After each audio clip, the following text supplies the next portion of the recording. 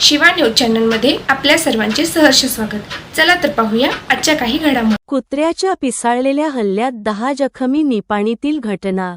निपाणी शहरात पिसाळलेल्या कुत्र्याने केलेल्या हल्ल्यात 10 नागरिक जखमी झाले आहेत।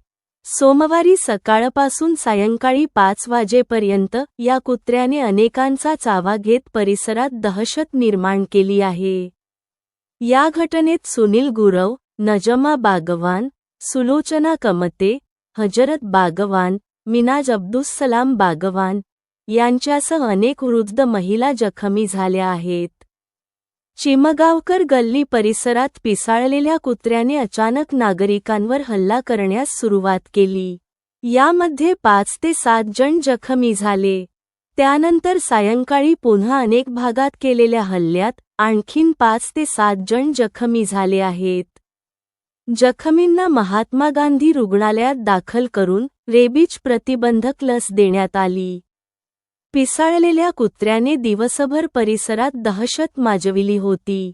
तरी त्या पिसाळलेल्या कुत्र्याची तसेच गल्लोगल्लीतील भटक्या कुत्र्यांच्या बंदोबस्त व्यवस्था करावी अशी मागणी होत आहे। शिवा न्यूजसाठी शिवानंद वसेदार।